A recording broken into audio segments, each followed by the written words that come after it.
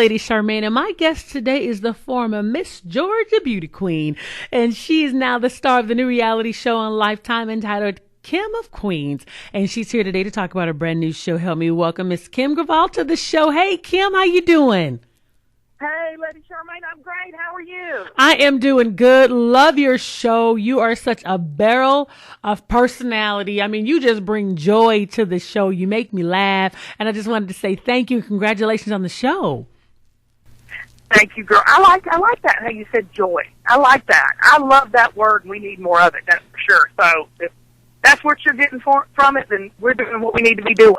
And I want to know first, how did the show even come about? Because I know you own the pageant place and you teach girls, you know, to become beauty queens. So how did the show find you, or how did you find them? Well, this is the strangest thing, because I've been doing TV a long time in Atlanta. I've done a faith-based talk show. I've done a community talk show. And I said, Lord, I want to expand. I'm trying to get out of my box a little bit, and, so I did a little 2-minute tape. Well, the funniest thing is working with teenagers, because that's what I work with predominantly. This 17-year-old kid, I sent my tape out everywhere, okay? This 17-year-old boy called me back and said, I think you'll be perfect for reality. And he started pitching and selling it to networks and production companies, and here we are. He was 17 years old. Now, did you send your tape to him? Now, how did he get a hold of your tape? I sent the tape to everybody. Okay. Anybody that would watch it. It was just a little 2-minute tape. I just sent it out. I thought, I'm just going to throw my fleece out there and put my stuff out there and see what comes of it. And he called me back. He was the only one that called me back. Really? He was the only one that called me back, and then here we are. And so, I love how dreams come true. And I always tell the girls this, and I'll tell your audience, is that you can't never give up, and never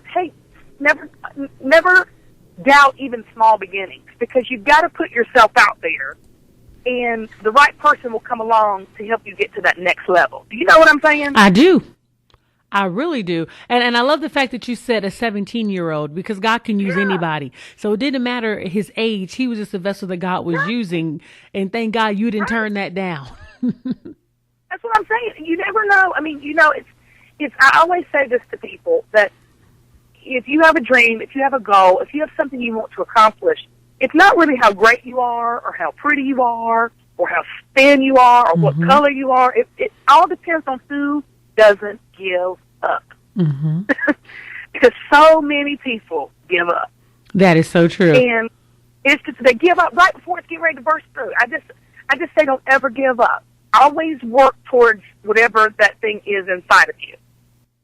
Now, how long did it take from you sending out your 2-minute tape? The young man ended up seeing it and shopping it around. From that process, how long did that whole process take for you? About 2.5 years. Really? So you just held on and you just continued to shop it until somebody said yes? Listen, we were totally rejected. We were totally rejected a lot of times. I mean, I think so many people tell me, you're just not going to be relatable. You're too Southern. It's too this. Can't do pageants. Can't do this. Can't. But you know what? I always knew I had something to say.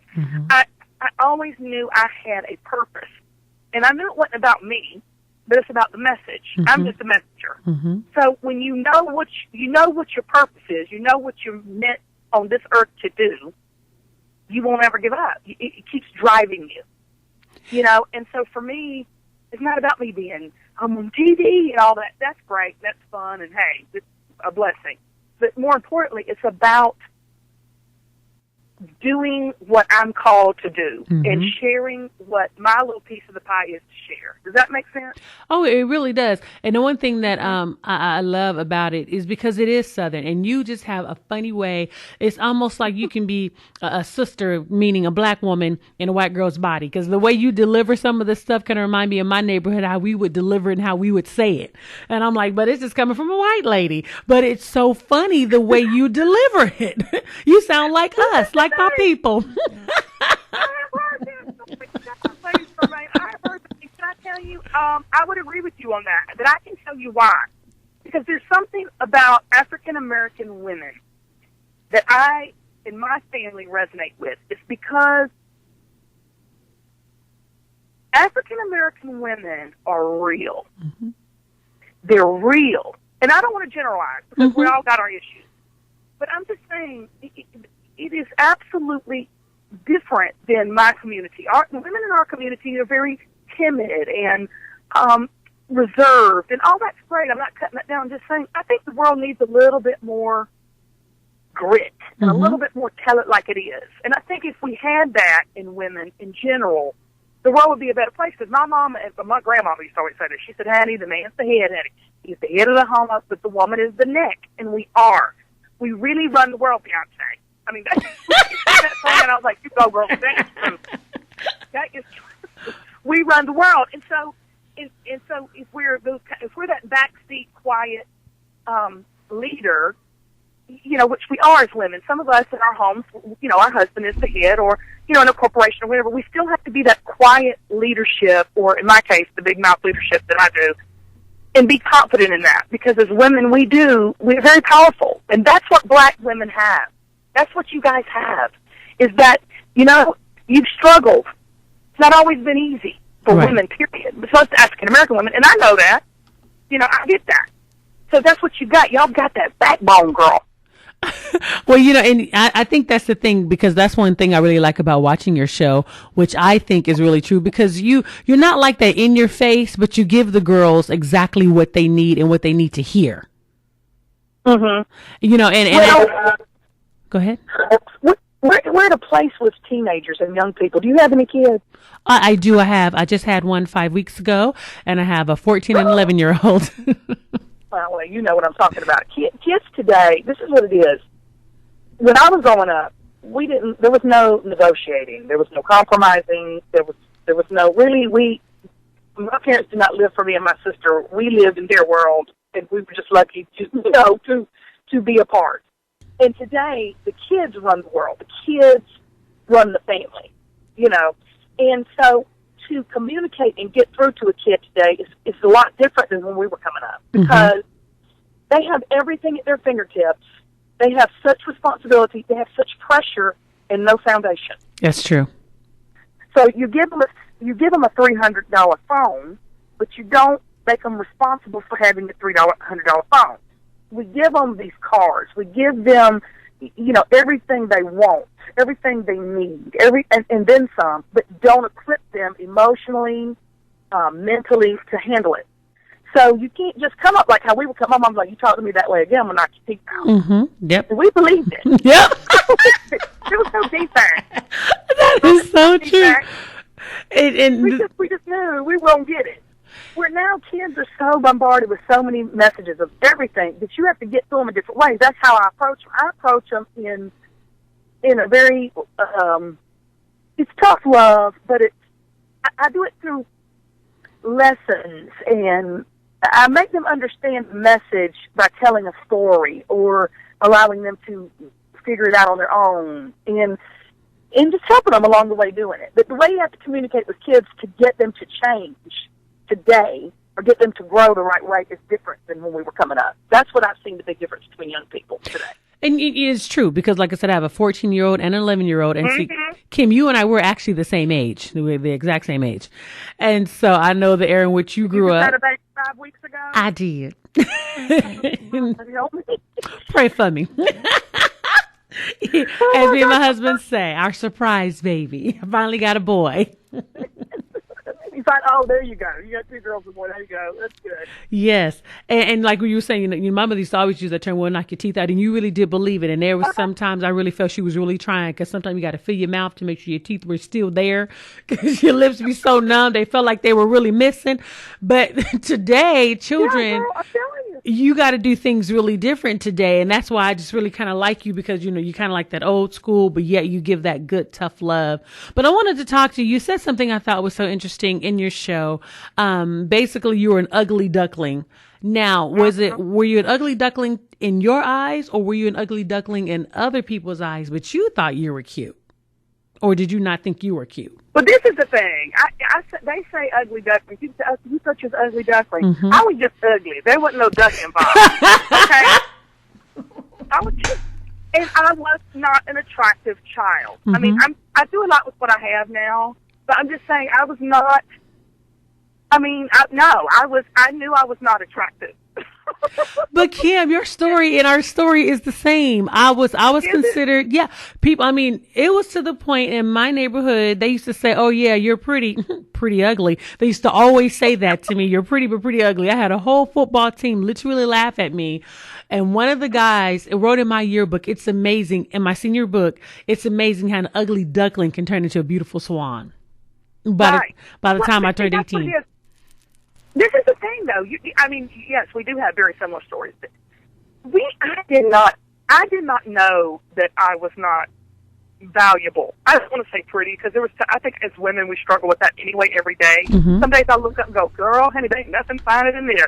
And another day I wake up and think, oh my gosh, I'm a fat gal. So to me, beauty is day by day. And how I feel about that. But my father told me all the time that I was beautiful, intelligent, special. And I think, now my mom is stunning, if you've seen her on the show, mm-hmm. but I think my dad speaking that into me so young, and it stuck, because my sister's the same way. She feels the same way about her, so she thinks she's wonderful. She probably thinks she's wonderful a little too much. But I think it was my father's influence over, I think a dad's influence over the daughter allows a woman to really grow up, regardless of what anybody says about her, mm-hmm. the football team, bullies on Facebook, fill in the blank, that she knows she's gotten that from her, the first man in her life feels that way about her, so it carries on. That's my take on it. And it's an interesting turn of events, because everybody's saying, how do you get so confident? How do you get so confident? Well, I don't think it is. I think what was poured into me as a young kid is just now, blooming. Well, you said it's true because, Monique, the actress and comedian, she said the same thing. Her father told her growing up that she was beautiful. So no matter what size mm-hmm. she was, she always knew she was beautiful. Yeah. And that's where her confidence came from, was from her father. She said the same thing that you said. So a man's words mm-hmm. to his daughter are very important. And both of you have just proven that. So it doesn't matter what the outside world says. You made a point when you said the first man in your life. This yes. is what he said about you, and that's what stuck. And of course, he didn't do it purposely. Mm-hmm. That's just what he thought about his daughters. But I don't know if men really understand that value, because I don't think we talk. A lot of things we think as women we get our value and we identify with our moms, which we do. But I think that one particular thing, the beauty, the self-image thing, is a direct line to the daddy. That's my opinion, and I just know it's worked in my life. I've seen it. That's really good. Now, back to your show, I want to ask you, how do you cast the girls for your show, or do the production company cast them, or do you really go out and find them? Both. I found nothing. I was training Addison in Vidalia, Georgia, a little redneck town in Georgia, and I interviewed her. I was training her. I did this massive training classes, and I did like 15 girls in one day, and she came in. Her mother wasn't even there. Her mom was out working. Her mom's a single mom. And she came in and sat down and started talking, and I thought, oh, my. And I knew we were taping the show, looking for people to take the show. And I said, can I put you on tape? She goes, yes. I said, let me have can you not give me your mom's cell number? And I called her mom, and she said, well, sure, Annie, we don't care. And so I found Addison. And Alexis, who's my girl, and her mom, they were casted. But Alexis is my girl. Oh, my gosh. I mean, that kid is like I birthed her myself. I love that kid. So for me, it's both. We do both. We just had a huge casting call in Atlanta for season 2, and the response was overwhelming. But also there's a couple of girls I referred to them that hopefully will make it, because they're just trip. They're fun. They're talented, and, they need me. No, that's right. They need me. And so do their mamas. And so do their mamas. Now, what do you want people to take away from watching this particular show? Lady Charmaine, I want them to learn. I want to laugh a lot. I want people to laugh a lot and not take this. I mean, we are at people trying to pay their bills. People are having financial trouble. People having health struggles. Mm-hmm. There's a lot of heavy. There's a lot of heavy. So for me, if they can laugh a little bit, and if they can get a takeaway if anything that is said on the show, be it what I say or the journey through one of the girls' transformations or relationship between a mom and daughter, somebody can have a takeaway, a little nugget to say, God, that would, if I did that or I needed to hear that, that's all I need. I mean, because we're not, curing cancer here. But I do want to be a light. And I know that sounds totally corny and cliche, but I do want to be a light in a world that's so heavy right now. Mm-hmm. Depression is an all-time high. Women are wearing so many hats and spread so thin. I just want people to watch the show and say, I laughed. I feel good, and I learned a little something. Right. And I think that's what your show brings. I think you definitely accomplished that because when you watch the show, like you said, other shows can be heavy and then you're already going through some stuff. I watch your show. I don't know. I'm going to get a good laugh. I'm going to get a good joke. Yeah. You're going to say something that's going to make me laugh. And I'm like, oh, she's just off the hook. Like my husband likes you when he watched your show. He likes you when you were on Steve Harvey, on the little panel. You have such a great, because I love Steve Harvey. So you have a great personality when you on there and it just shines and it really breaks up whatever, how they say the fallow ground, whatever is going on. And then you just come in and break all that up and you give that woo-saw moment. Like, I can laugh, take my wig off, take my lashes off and just get a good laugh. Yeah. If we need it, we got to have it. Mm-hmm. I mean, Bob says that laughter does something happier than this is the heart. Uh-huh. A merry heart do a good like medicine. That's it. You know it better than me. And it does. I think that's true. It has a lot of healing properties. Let me tell you about Steve, because that is my man. I love Steve Harvey. Me too. Oh, my God. Can I just say, I want to give a shout-out to Steve. I absolutely adore that man. He's the real deal. And, I mean, he's so real. I've never met anybody in Hollywood more real than Steve Harvey, bar none. Wow. Real deal. He's yeah. And I can see that because I tape his show every day. So anybody that knows me, if you know me, you know I'm a Steve Harvey fan. So I love him. I love his career. You've got to interview him. Oh, I want to. Trust me. So I think you definitely need to do that. I'm just. They even wanted me to be a guest on his show. I just didn't want to do that makeover show. I wasn't that confident to be made over and taking sexy lingerie pictures. I'm sorry, Steve. I just couldn't do that show. It just. Oh my God! I'll be honest. I do a lot of stuff, but I ain't that confident, girl. Me either. So I'm like, and as much as I love, now as much as I love Steve, anybody that know that, for me to say no, it took everything, but I can't do that. I have my limits. I know. I got kids, and I've got a little bit of pride. Maybe not a lot, but enough. Yeah. So hopefully, Steve, y'all call me again now. Call a sister up. Y'all know the digits, the email. I'm still here, though. Just don't do that. I love it. Well, Kim, I want to thank you so much for coming on the show. And I want to remind the audience to make sure that you tune in to Kim of Queens on Tuesdays, 10/9 Central on Lifetime. It's a great show, and I'm so glad you guys are doing a second season.